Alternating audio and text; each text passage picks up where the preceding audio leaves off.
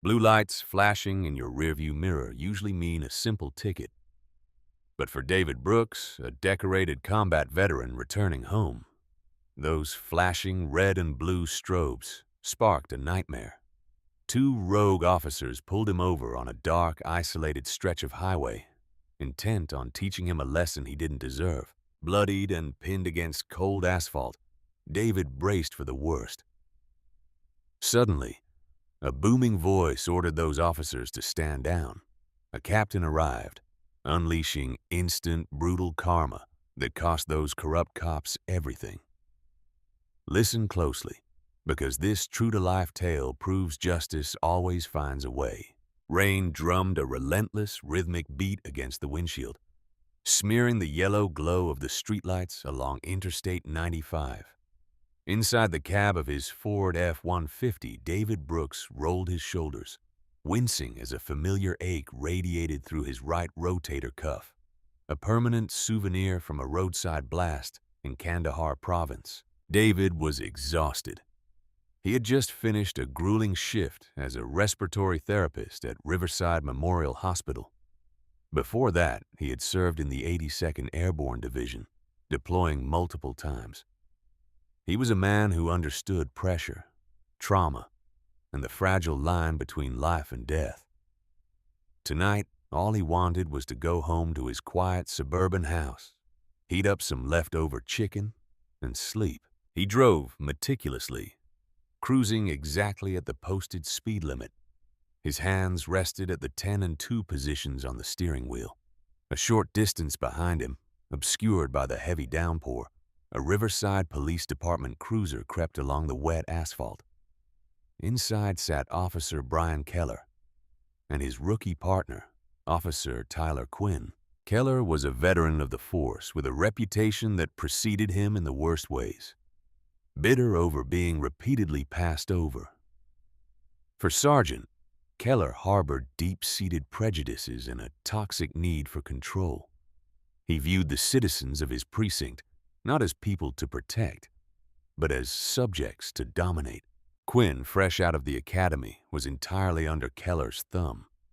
Desperate for his training officer's approval, Quinn absorbed Keller's worst habits like a sponge.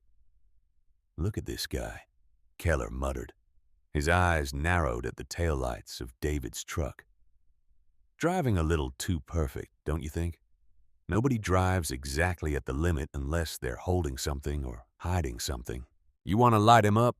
Quinn asked, his voice betraying a hint of nervous excitement. "License plate light is flickering," Keller said, a cruel smirk playing on his lips.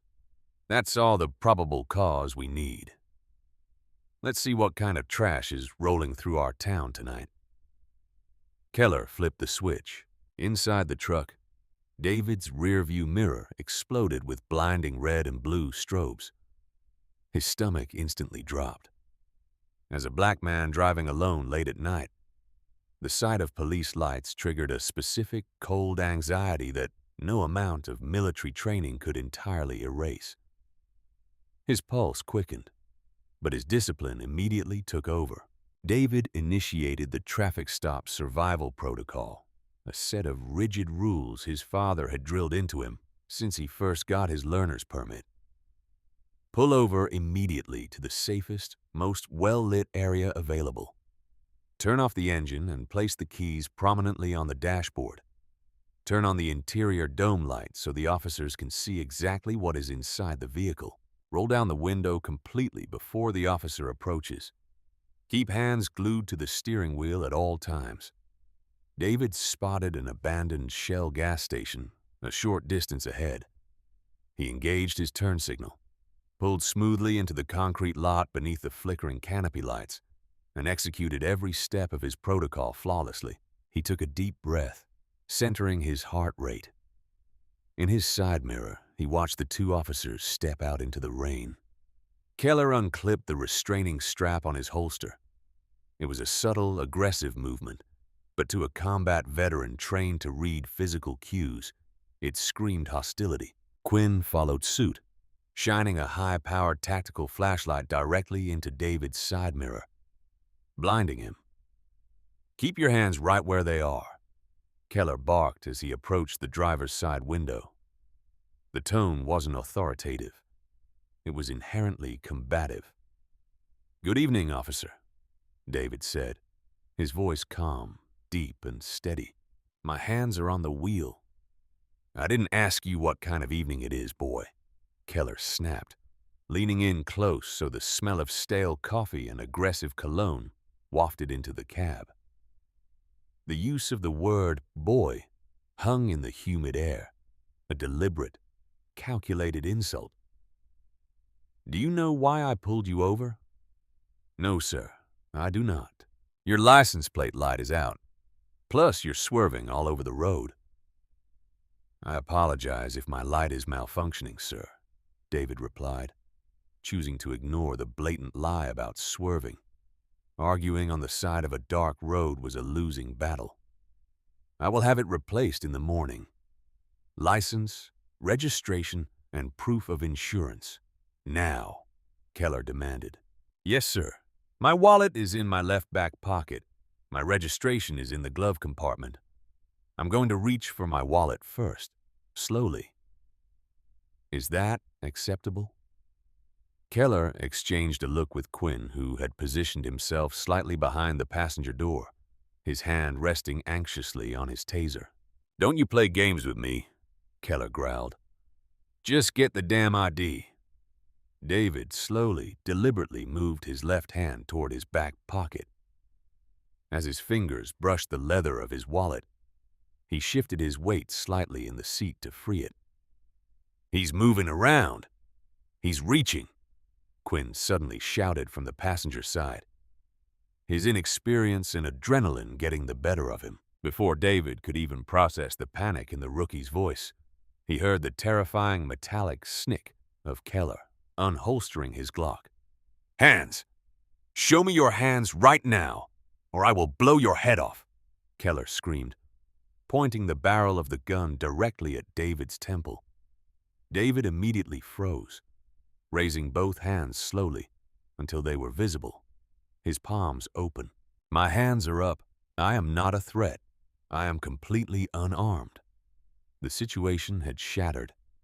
A simple traffic stop for a flickering bulb had escalated into a life-or-death confrontation in a matter of seconds, driven by a toxic mix of rookie panic and deeply rooted racial prejudice. "Get out of the car. Step out of the vehicle right now," Keller roared, his face flushed red with unearned rage. The gun remained fixed on David's head. "I am stepping out," David said, his voice dropping an octave, slipping fully into the stoic, hyper-focused state that had kept him alive in firefights overseas. He knew that the slightest sudden movement, a twitch, or even a deep sigh could be interpreted as resisting. He reached down with one finger, popped the seatbelt clasp, and used his left hand to push the heavy door open. As soon as his boots touched the wet asphalt, Keller lunged forward. The officer grabbed the collar of David's jacket and violently yanked him out of the cab. David stumbled but kept his footing. Before he could speak, Keller shoved him hard from behind. David collided with the steel side of his own truck bed, the impact knocking the wind out of him. The cold, wet metal pressed against his cheek. "Spread your legs," Keller yelled, kicking David's right ankle with the steel toe of his boot to force his legs apart. The kick was entirely unnecessary. David was already complying. "Officer, there is no need for this," David stated calmly. "I am a veteran. I work at the local hospital. I am just trying to get home." "Shut your mouth," Quinn yelled, rushing over to assist Keller. The rookie was visibly shaking, feeding off his partner's erratic energy. "Stop resisting. Stop tensing up." "I am not resisting," David replied. "I am completely relaxed." Keller grabbed David's left arm, wrenching it behind his back with vicious force. Then he grabbed the right arm, the one with the damaged rotator cuff. As Keller yanked it upward to apply the handcuffs, a sickening pop echoed in the rain. Blinding white-hot agony shot through David's shoulder. It felt as though a serrated knife had been driven into his joint. A sharp gasp escaped his lips and his body naturally flinched from the intense pain. "He's fighting back!" Keller shouted triumphantly, finding the exact excuse he was looking for. Using his full body weight, Keller tackled David to the ground. The veteran hit the wet concrete hard, scraping his chin and tasting the metallic tang of his own blood.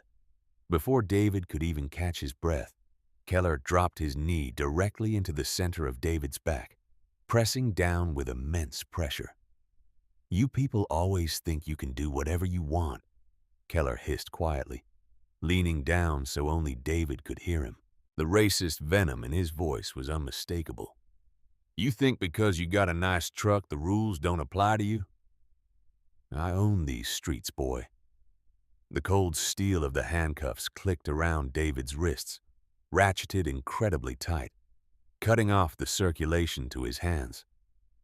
He lay on the freezing, rain-slicked pavement, rain pouring into his eyes, his shoulder screaming in pain, and a corrupt cop's knee driving the breath from his lungs. For a fleeting second, the smell of the wet asphalt transported him back to a bombed-out road in Helmand Province. He felt the familiar shadow of PTSD creeping up his spine. "No," David told himself. "Do not let them break your mind. Stay present. Survive the encounter." "Check his truck, Quinn," Keller ordered, keeping his weight planted firmly on David. "Tear it apart. I guarantee you this thug is moving narcotics." Quinn practically sprinted to the open door of the F-150. He began ripping through David's pristine vehicle like a ravenous dog. He threw David's meticulously organized paperwork onto the wet ground. He pulled out David's medical scrubs, tossing them into the mud.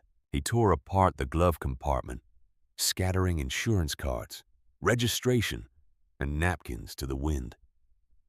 Then, Quinn reached behind the passenger seat and pulled out a beautifully crafted velvet-lined mahogany shadow box.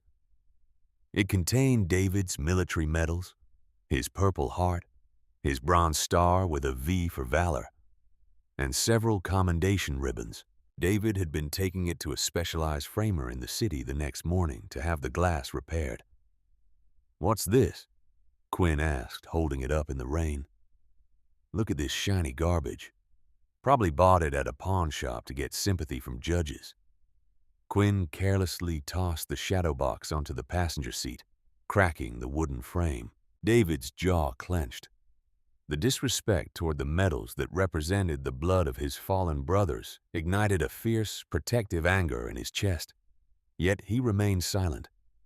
He knew that speaking up now would only invite a boot to his teeth. "Find anything?" Keller asked, shifting his knee higher up, resting dangerously close to David's neck. "Nothing yet." "No drugs, no weapons," Quinn admitted, sounding almost disappointed. Keller scoffed. "Look harder. He's hiding something." As Quinn continued to destroy the interior of the truck, Keller leaned his weight down further. David's vision began to spot with black stars. His chest was compressed. He was struggling to draw air. "Officer, please," David gasped, his voice tight. "I can't breathe. My shoulder is dislocated." "If you can talk, you can breathe," Keller sneered, a cruel, overused cliché. "Just stay down and learn your place." The situation was deteriorating rapidly. David was a highly trained medic. He knew the signs of positional asphyxiation. His oxygen saturation was dropping. His heart was hammering against his ribs in a desperate attempt to pump blood. He realized with terrifying clarity that Keller had no intention of easing up. Keller was enjoying this. He was exerting absolute, unchecked power over a black man on a deserted road in the middle of the night, confident that his badge would shield him from any consequences. But Keller was wrong. The universe has a peculiar way of balancing the scales. And on this dark, rainy night, Karma was driving a black, unmarked Ford Explorer. A short distance away, Captain Henry Grant had been cruising the perimeter of the Riverside precinct. Grant was a towering, broad-shouldered man in his mid-50s with silver hair and eyes that missed absolutely nothing. As the precinct commander, it was highly unusual for him to be working a graveyard patrol shift. But Grant was a man on a mission.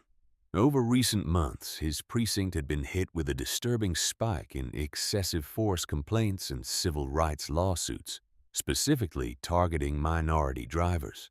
After quietly pulling the data, Grant noticed a glaring pattern.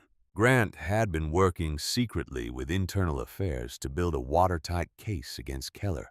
He knew Keller was a cancer in his department, a brutal racist hiding behind a piece of tin. Grant refused to let his department be corrupted. He had been quietly tailing the cruiser for several nights, waiting for them to make a mistake. When the dispatcher crackled over the radio with the traffic stop location, Grant immediately whipped his Explorer around. He knew that stretch of road. It was a black hole for dash cams and radio signals. Grant killed his headlights as he approached the gas station, rolling into the lot under the cover of darkness and heavy rain. He parked behind the blinding array of Keller's cruiser lights and stepped out of his vehicle. Through the pouring rain, Grant's eyes adjusted to the scene. He saw Quinn practically tearing the interior of a civilian truck to shreds. And then he saw Keller. Keller was kneeling heavily on a man who was handcuffed face down on the wet pavement. Grant watched in disgusted silence. He observed the civilian. The man wasn't moving. He wasn't resisting. He was simply enduring the crushing weight of a sadistic officer. A cold fury ignited in Captain Grant's chest. He slammed the door of his Explorer shut, the heavy metallic thud echoing like a gunshot over the rain. Quinn jumped out of the truck, visibly startled, his hand reaching for his sidearm. Keller whipped his head around, his eyes widening as he recognized the imposing silhouette stepping into the halo of the cruiser's headlights. The gold oak leaves on Grant's collar caught the light. "Captain Grant," Keller stammered, immediately trying to pull his knee off David, but stumbling clumsily in his haste. We got a combative suspect here, sir." "Resisting arrest." Grant ignored him. He walked with heavy, deliberate, menacing steps toward the center of the scene. His booming voice cut through the storm like thunder. "Stand down. Step the hell away from him, Keller. Right now." Keller scrambled backward, raising his hands defensively. "Captain, I swear he was reaching for his waistband. He refused lawful orders." "Shut your mouth before you make this worse for yourself," Grant commanded, his voice deadly quiet, laced with absolute authority. Grant approached the man on the ground. He knelt beside him, unconcerned with the mud ruining his uniform trousers. "Sir, are you all right?" Grant asked, gently touching the man's uninjured shoulder. David slowly turned his head, his face bruised, blood trickling from his chin. He blinked through the rain, his vision swimming slightly. "My right shoulder. It's out of the socket. The cuffs are too tight." Grant looked closely at the man's face. The harsh light illuminated David's features. Grant froze. The breath hitched in his throat. No, it couldn't be, but it was. Captain Grant recognized him instantly.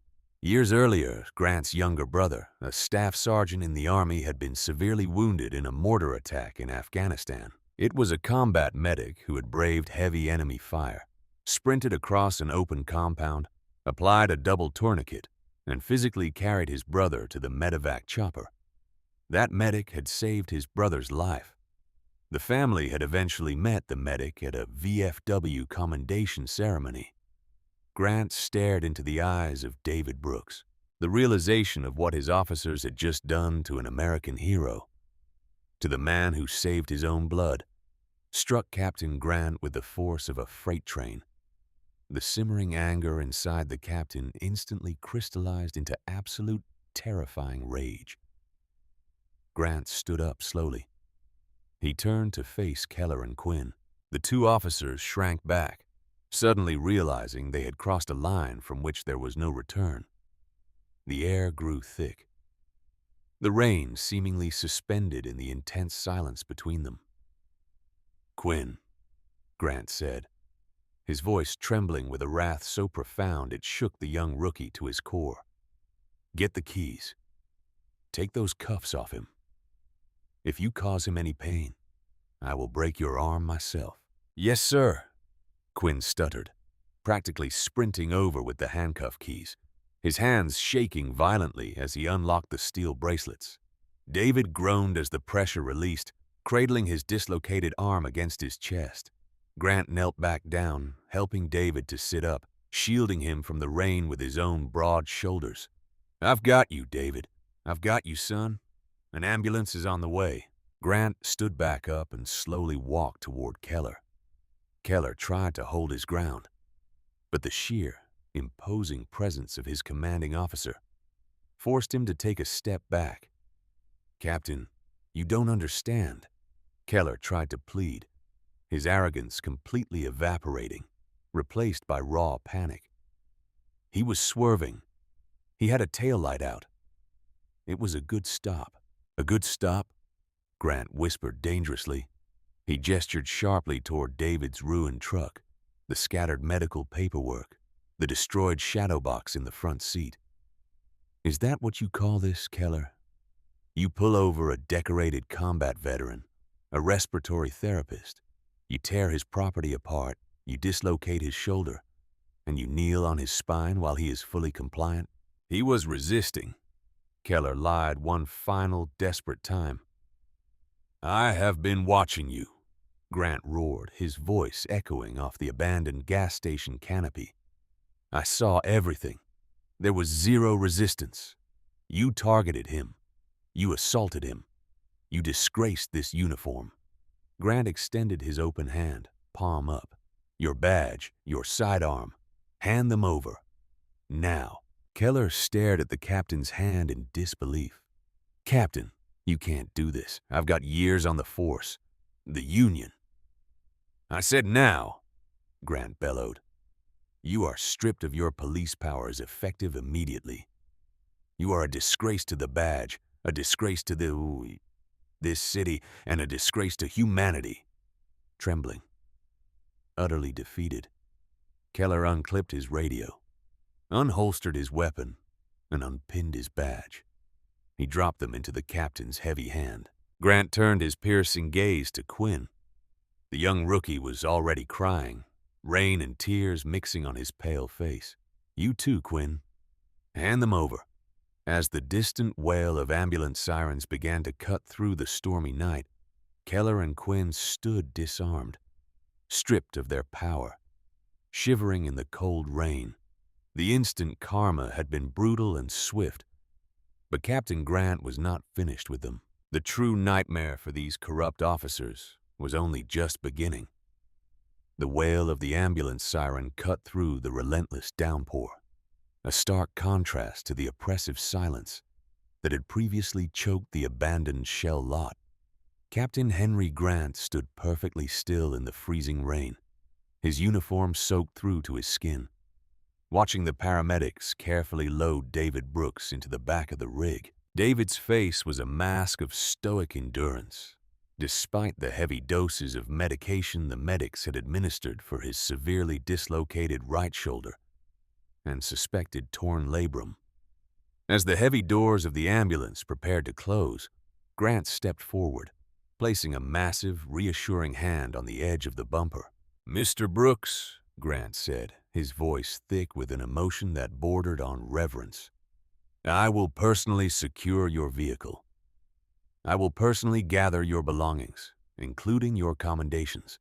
And I give you my word as an officer, a man, and the brother of the soldier you saved, the men who did this to you will never wear a badge again. They will face the absolute maximum penalty under the law." David gave a slow, deliberate nod, the heavy pain medication finally beginning to glaze his eyes. "Thank you, Captain. Just make sure they can't do this to anyone else." "Count on it," Grant vowed, stepping back as the ambulance sped off toward Riverside Memorial Hospital, the very hospital where David was supposed to be resting after his long shift. Back at the Riverside Police Department, the atmosphere was entirely different. Officer Brian Keller, now stripped of his badge and sidearm, was pacing the dingy tiles of the locker room like a caged, rabid animal. His uniform was still damp, smelling of rain and asphalt, but his arrogance had miraculously returned the moment he stepped foot inside the familiar walls of his precinct. Beside him stood Frank Malone, the precinct's Bulldog Union representative, a man notorious for twisting facts and burying excessive force complaints beneath mountains of bureaucratic red tape. "Grant is out of his damn mind, Frank," Keller spat, slamming his fist into a gray metal locker, the resulting clang echoing through the room. "He blindsided me. He rolled up on a high-risk traffic stop, compromised my command presence, and then stripped me in the field. The suspect was combative. He refused lawful orders. He was reaching behind his back.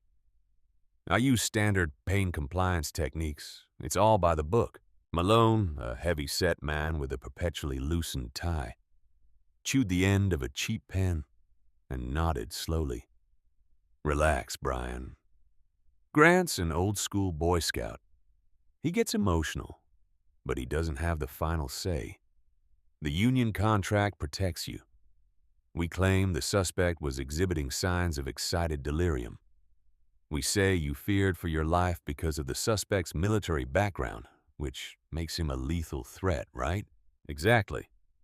Keller seized on the narrative, his eyes lighting up with malignant validation. He was a trained killer. Quinn was panicked. I had to take control of the situation to protect my rookie. Grant has nothing but his own bleeding heart perspective. "What about the cameras?" Malone asked, his eyes narrowing. "Body cams, dash cam." Keller let out a dark, confident chuckle. "Quinn's body cam was blocked by the truck door. I hit the mute and standby sequence on mine right before I pulled the suspect out of the vehicle. Claimed a malfunction. And the cruiser's dash cam? I hit the manual kill switch on the hard drive array in the trunk right before Grant walked up. The footage is gone, Frank. It's my word against the suspects. And in this town, a cop's word still reigns supreme." Malone smiled, patting Keller on the shoulder. "Then you're golden. We'll file a grievance against Grant by morning. You'll be on paid administrative leave soon and back on patrol before long with back pay. Sit tight." What Keller didn't know, what his staggering arrogance prevented him from realizing, was that the universe was already tightening a noose around his career. 3 floors up, inside the precinct's heavily soundproofed Internal Affairs Division, Captain Grant was sitting across from Detective Rachel Lawson, the most ruthless IA investigator in the state. Lawson was a former prosecutor who had transitioned to internal affairs specifically to root out the kind of toxic corruption Keller represented. "I want him buried, Rachel," Grant said, his voice a low, dangerous rumble. He placed David's shattered mahogany shadow box gently on the desk. "He didn't just assault a civilian. He targeted a black man. He brutalized a decorated combat medic who saved my little brother's life. He disgraced this entire department." Lawson examined the broken glass and the mud-stained Purple Heart. Her jaw tightened. "I pulled his jacket, Captain. Keller has multiple excessive force complaints, but his union rep Malone always finds a loophole. The witnesses get intimidated or the footage mysteriously corrupts." "Not this time," Grant stated, leaning forward, a predatory gleam in his silver eyes.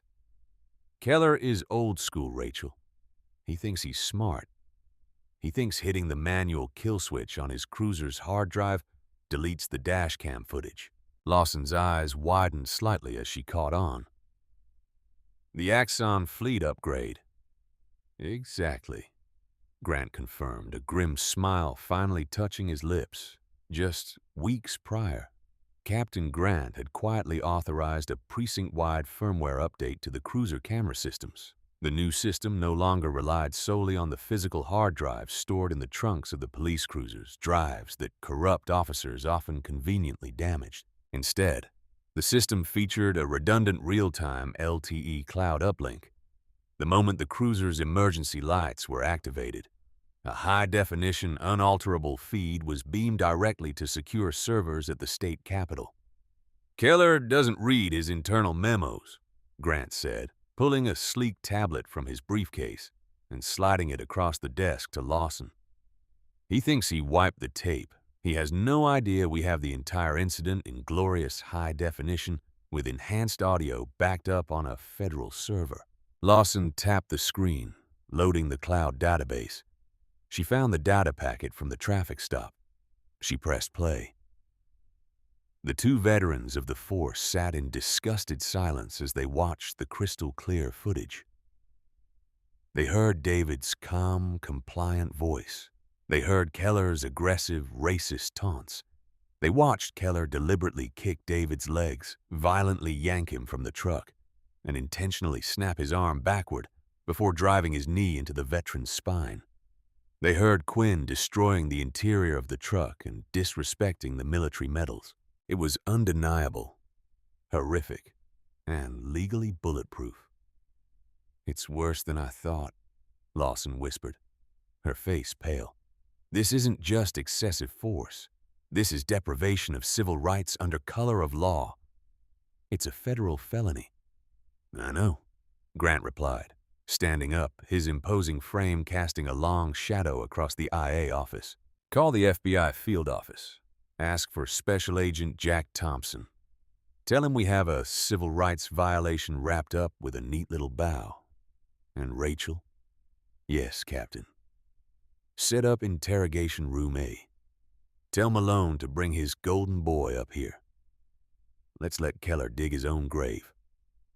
In the harsh fluorescent lights of interrogation room A, Keller sat confidently at the metal table, sipping lukewarm coffee, his union rep, Frank Malone, seated beside him. Keller looked entirely unbothered, acting as though he had been called in for a routine paperwork discrepancy rather than a career-ending felony investigation. The heavy steel door swung open.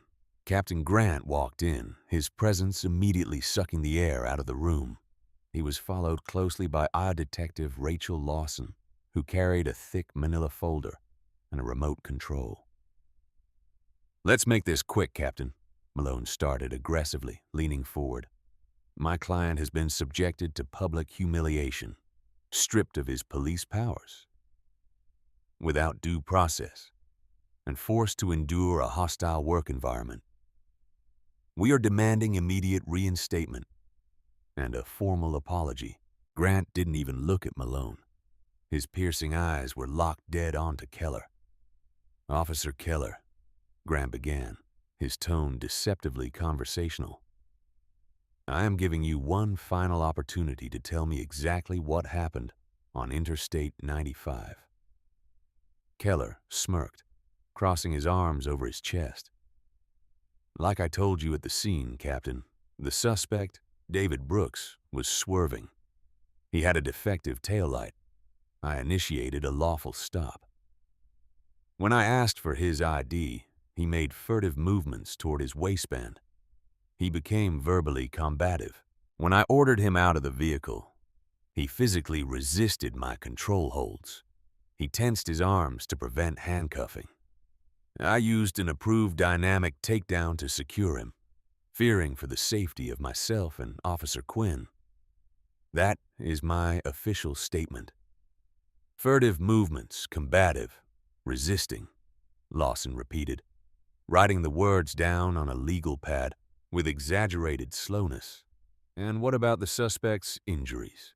If he got hurt, it's because he fought back," Keller scoffed. "You play stupid games, you win stupid prizes. He should have just complied." "I see," Grant said quietly. He turned to Lawson and nodded. "Play it." Lawson picked up the remote and pointed it at the large, flat-screen monitor mounted on the cinder block wall. "Wait, play what?" Keller asked. his smirk faltering for a fraction of a second. My body cam malfunctioned. The dash drive is... Keller stopped himself just in time. Corrupted? Is that what you were going to say, Brian? Grant asked, the venom finally bleeding into his voice. Did you forget about the cloud upgrade? Did you really think destroying a hard drive in the trunk would save you? The color instantly drained from Keller's face. He looked like a man who had just stepped on a landmine and heard the click. The screen flickered to life. The high-definition footage began to play. Keller's own aggressive voice echoed through the interrogation room, demanding David's ID.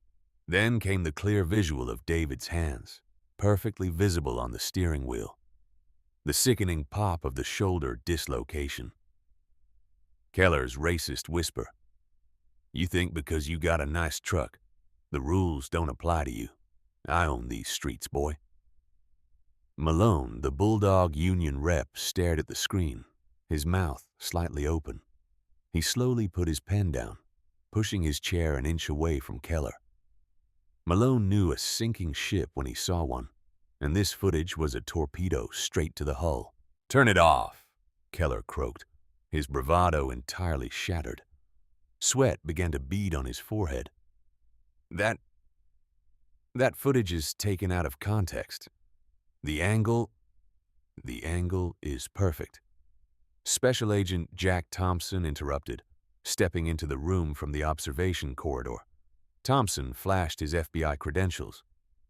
Brian Keller, you are under arrest for deprivation of rights under color of law, aggravated assault, and official oppression. Keller panicked. The realization that he was losing everything, his badge, his freedom, his power, hit him like a physical blow. He desperately scrambled for a lifeline. He pointed a trembling finger at the door. It was Quinn, Keller shouted, completely throwing his young partner under the bus without a second thought. Quinn escalated it. He yelled that the guy was reaching. I just reacted to my rookie's verbal cues. I was protecting him. You need to talk to Quinn. We already did, Agent Thompson said, calmly. The door opened again. Officer Tyler Quinn stood in the doorway, escorted by another IA detective. The rookie had stripped off his uniform and was wearing civilian clothes. He looked pale, exhausted and utterly broken. Tell him what you told us, Tyler, Grant commanded softly. Quinn couldn't look Keller in the eye. He stared at the floor. I signed a proffer agreement with the district attorney and the feds. I gave them everything, Keller. I told them how you told me to lie on the reports. I told them how you target minorities on the night shift. I told them that you deliberately snapped that man's shoulder because he didn't cower to you. I'm sorry. I couldn't go to federal prison for you. You rat! Keller lunged across the table toward Quinn, but Agent Thompson and Captain Grant were faster. Grant grabbed Keller by the collar of his shirt, slamming him brutally back into the metal chair. The physical power of the precinct commander was overwhelming. You don't get to hurt anyone else, Grant growled, his face inches from Keller's. Put your hands behind your back. The poetic justice in the room was absolute. Keller, the man who had violently and unnecessarily handcuffed a compliant war hero just hours prior, was now forced to submit to the cold steel cuffs himself. Grant ratcheted them tight, not tight enough to cut off circulation, but tight enough to let Keller know he was no longer the predator. He was the prey. The perp walk was legendary. Rather than sneaking Keller out the back door, Captain Grant ordered him to be walked straight through the center of the bustling precinct bullpen. Dozens of officers, dispatchers, and administrative staff stopped and watched in stunned silence as the precinct's biggest bully was led out in chains by the FBI. There was no sympathy in their eyes. Keller had finally been exposed for the monster he was. The fallout was swift and merciless. David Brooks endured surgery to repair his torn labrum and shattered joint capsule. Captain Grant visited him every day, bringing him meals, handling his insurance paperwork, and eventually returning the mahogany shadow box. which Grant had personally paid a master craftsman to restore to perfection. The dashcam footage leaked to the press shortly afterward. The public outcry was deafening. The city council, terrified of the optics, moved with unprecedented speed. Officer Brian Keller was denied bail, deemed a flight risk and a danger to the community. Facing insurmountable evidence and the testimony of his own partner, Keller's high-priced defense attorney advised him to take a plea deal. To avoid spending the rest of his life in a federal penitentiary, Keller pled guilty to federal civil rights violations and aggravated assault. He was sentenced to a long term in a maximum security federal prison. Because of the felony convictions, he was entirely stripped of his police pension. Officer Tyler Quinn, for his cooperation, avoided federal prison time. However, he pled guilty to a misdemeanor count of failing to intervene. He was fired from the Riverside Police Department, given probation, and permanently decertified, meaning he could never work in law enforcement anywhere in the United States ever again. He ended up working overnight stocking shelves at a local grocery store, forever haunted by the night he chose cowardice over duty. As for David Brooks, he filed a massive civil rights lawsuit against the city of Riverside. The city settled out of court for a substantial sum to avoid a catastrophic trial. True to his character, David didn't buy a mansion or a fleet of sports cars. He used the majority of the settlement money to establish the Riverside Veterans Transition Center, a fully funded nonprofit dedicated to helping combat veterans receive medical care, legal assistance, and psychological support. Karma had come full circle. The darkness that two corrupt cops tried to impose on a deserted highway had been shattered by the unwavering integrity of a captain willing to cross the thin blue line. Brian Keller traded his badge for a jumpsuit, learning the hardest way possible that true power doesn't come from a gun, a badge, or the ability to inflict pain. True power comes from the truth. And the truth, no matter how deeply buried in the rain and the dark, will always find the light. The city of Riverside had seemingly returned to normal, but beneath the surface, a venomous resentment was brewing. Brian Keller was locked behind the concrete walls of a federal penitentiary, and Tyler Quinn was banished from the force. But the toxic culture that had enabled them for years was not entirely dead. It had simply retreated into the shadows, coalescing around one man, Frank Malone. As the president of the Riverside Police Benevolent Association, Malone was infuriated by Keller's swift and highly public downfall. It wasn't that Malone particularly cared about Keller as a person. Keller was a brute and a liability. But to Malone, Captain Henry Grant's actions represented a catastrophic threat to the Union's absolute power. Grant had bypassed the Union's protective red tape, worked directly with internal affairs, and invited the FBI into their house. Malone saw this as an unforgivable betrayal of the thin blue line. He decided that Captain Grant had to be completely destroyed to send a message to the rest of the department. Nobody crosses the Union. Sometime after the rainy night on Interstate 95, Malone launched his counteroffensive. Using his extensive political connections and deep pockets funded by Union dues, Malone orchestrated a relentless, coordinated smear campaign against Captain Grant. He filed a mountain of frivolous grievances, accusing Grant of creating a hostile work environment, bypassing due process, and harassing rank-and-file officers. Malone found a willing ally in City Councilman Paul Hargrove, a corrupt politician who relied heavily on the police union's endorsements and campaign contributions. Hargrove convened a special oversight committee to investigate Grant's leadership failures. The local newspapers, fed anonymous leaks by Malone, began running headlines questioning Grant's mental fitness and loyalty to his officers. The precinct morale plummeted. Good officers who respected Grant were intimidated into silence by Malone's cronies, threatened with the loss of backup on dangerous calls if they didn't fall in line.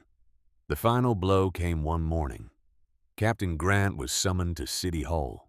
Councilman Hargrove, flanked by a smug Frank Malone, handed Grant an official decree.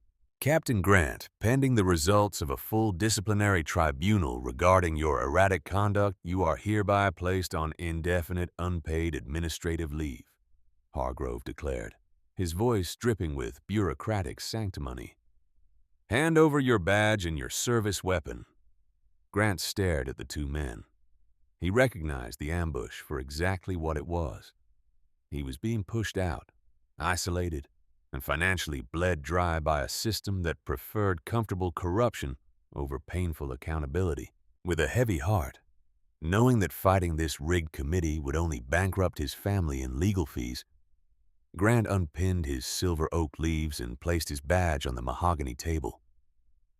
You're making a grave mistake, Paul, Grant said quietly. He turned his steely gaze to Malone. And you, Frank, you're defending a rot that will eventually eat you alive. Malone just smirked, adjusting his cheap tie. Have a nice retirement, Henry. News of Captain Grant's suspension hit the local evening broadcast. Across town, sitting in the newly renovated office of the Riverside Veterans Transition Center, David Brooks watched the television screen with a hardening jaw. David had spent recent months turning his settlement into a thriving sanctuary for combat veterans. He had hired therapists, legal counselors, and career coaches. He had found a new purpose. But seeing the man who had risked his own career to save him, the man who had stood in the freezing rain and stripped a racist cop of his power, being publicly crucified, ignited a fierce, protective loyalty in David's chest. They think they can just bury him, David muttered to himself. Turning off the TV, David understood tactics. He understood that a frontal assault on the Union would fail. Malone was too entrenched. If David was going to save Captain Grant, he needed to flank the enemy. He needed intelligence, and he needed superior firepower. David picked up his phone and dialed a number he had saved months ago. It rang twice before it was answered. Agent Thompson, FBI field office. Agent Thompson, it's David Brooks. I need your help, David said, his voice dropping into the same calm, hyper-focused tone he used in combat zones. And I think we need to loop in IA Detective Lawson. Frank Malone just made the biggest mistake of his life. Over the following weeks, a secret alliance formed. David utilized the extensive network of his Veterans Foundation, quietly hiring two brilliant forensic accountants, both former military intelligence officers, working entirely off the books, while Detective Lawson provided encrypted access to public Union expenditure records, and Agent Thompson navigated federal banking subpoenas. They began to trace the money. What they found was staggering. Malone wasn't just a protective Union bulldog. He was a parasite. The forensic accountants uncovered a massive, sophisticated kickback scheme. For years, Malone had been steering lucrative police union arbitration contracts and legal defense funds to a specific shell law firm, a firm that, on paper, was owned by a proxy, but in reality was controlled by Councilman Hargrove. In exchange for the inflated legal fees, Hargrove kicked back a portion of the profits directly into a private offshore account owned by Frank Malone. Malone had literally been stealing from the retirement pensions of the very police officers he claimed to protect, using the funds to buy political leverage to protect corrupt cops like Keller, which in turn generated more lawsuits and more legal fees. It was a perfect, sickening circle of corruption. David looked at the final dossier, neatly printed and bound. The trap was set. It was time to spring it. The City Hall chambers were packed to maximum capacity, buzzing with nervous tension. At the front of the room, Councilman Paul Hargrove presided over the disciplinary committee. Captain Henry Grant sat alone at the defense table, wearing a dark suit, his face carved with exhaustion from the relentless smear campaign. Frank Malone stood at the podium, red-faced and theatrical, and therefore Captain Grant's blatant disregard for the collective bargaining agreement proves he is entirely unfit to wear the uniform," Malone bellowed, slamming his fist down. "We demand his permanent termination." A smattering of applause broke out from Malone's loyalists. Hargrove gave a solemn, rehearsed nod. "Thank you, Mr. Malone. Captain Grant, do you have any final words before we vote?" Grant took a deep breath, preparing to accept his fate with quiet dignity. But before he could speak, the heavy double doors at the back of the chamber swung open with a resounding crack. Every head turned. David Brooks stood in the doorway, wearing a tailored charcoal suit and carrying a thick leather briefcase. He radiated the undeniable, grounded authority of a combat veteran. "Mr. Brooks," Hargrove stammered, his gavel hovering, "this is a closed hearing. You do not have the floor."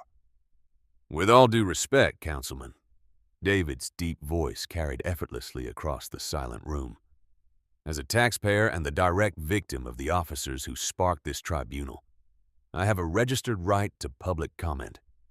I verified it with the city clerk earlier." Hargrove scowled, looking to the city attorney, who nervously nodded. "Make it brief." David strode down the center aisle, bypassing the podium to stand shoulder to shoulder with Grant at the defense table. Grant looked up, surprise and gratitude flickering in his silver eyes. "Months ago, I was assaulted by men who hid their cruelty behind a badge." David addressed the crowd. "I was saved by Captain Grant, a man who refused to look the other way. But we are here today because Mr. Malone claims he is the true protector of this department." David turned his piercing gaze to Malone, who suddenly looked very uncomfortable. "So, my foundation looked into exactly how Mr. Malone protects those officers." David unlatched his briefcase and pulled out a bound dossier. "This is a forensic accounting report. It details how Frank Malone has systematically embezzled millions from the Riverside Police Union pension fund." The chamber erupted into absolute chaos. Gasps, shouts, and camera flashes filled the room. Off-duty officers who had previously glared at Grant suddenly turned furious eyes toward Malone. "That's a lie!" Malone shrieked, his voice cracking. "The money was routed through inflated arbitration contracts." David raised his voice over the noise. "Contracts awarded to a shell corporation wholly owned by Councilman Paul Hargrove." Hargrove went pale, dropping his gavel entirely. "Order!" he shouted weakly, but no one listened. David nodded toward the back of the room. The doors opened again. FBI Special Agent Jack Thompson strode in, flanked by federal agents and I.O. Detective Rachel Lawson, who held a stack of sealed warrants. "Frank Malone and Paul Hargrove," Agent Thompson boomed over the chaos. "You are under arrest for federal racketeering, wire fraud, embezzlement, and conspiracy." Agents yanked Hargrove from his chair, securing his wrists. Agent Thompson personally walked up to Malone, who was trembling violently, trapped by the hateful glares of the very officers whose retirement funds he had stolen. Thompson slapped the heavy steel cuffs onto Malone's wrists. "You have the right to remain silent, Frank. I highly suggest you use it." As the corrupt officials were marched out in disgrace, a stunned silence fell over the room. David turned to Grant, extending his hand. Grant stood up, a profound smile breaking across his weary face. He grasped David's hand, pulling him into a brief, strong embrace. "I don't know how you did it, son," Grant whispered. "Thank you." "You covered my 6, Captain," David replied softly. "I always cover my brothers." The aftermath was historic. With the systemic corruption exposed, the Riverside Police Department underwent a massive reformation. Before long, the mayor reinstated Henry Grant, promoting him to chief of police. Chief Grant immediately instituted sweeping de-escalation policies and a zero-tolerance mandate for excessive force. Meanwhile, David Brooks expanded the Riverside Veterans Transition Center to more cities, saving countless lives. The dark night on Interstate 95 didn't break David or destroy Grant. It became the lightning strike that shattered a corrupt empire, proving that when men of unyielding integrity stand shoulder to shoulder, justice always finds the light. If this incredible story of ultimate justice and hard-hitting karma got your blood pumping, please hit that like button and share this video with your friends to spread the message that corruption never wins in the end. In the end, this story leaves us with one unforgettable truth. Real power doesn't come from a badge, a gun, or the ability to break someone down. It comes from the quiet strength to stand up for what's right, even when the whole system seems stacked against you. David Brooks could have become bitter. He could have let rage consume him after that dark night on the highway. Instead, he chose something far more powerful. He turned his pain into purpose. With the very money meant to compensate his suffering, he built a sanctuary where broken veterans could find healing, hope, and a second chance at life. And Captain Henry Grant showed us that true courage sometimes means crossing the thin blue line to protect the innocent, even at the risk of your own career. This is the kind of story that reminds us why integrity still matters. No matter how dark the road gets, no matter how powerful the corrupt may seem, justice has a way of finding the light when good people refuse to stay silent. It teaches us that one act of bravery can ripple outward and change lives we may never even meet. It reminds us that our scars don't define us. What we do with them does. If David and Chief Grant's story touched something deep inside you, if it made you believe a little more in the power of doing the right thing, then drop a comment below and tell me, what's one moment in your life when choosing integrity changed everything for you? I read every single comment, and your stories truly inspire me.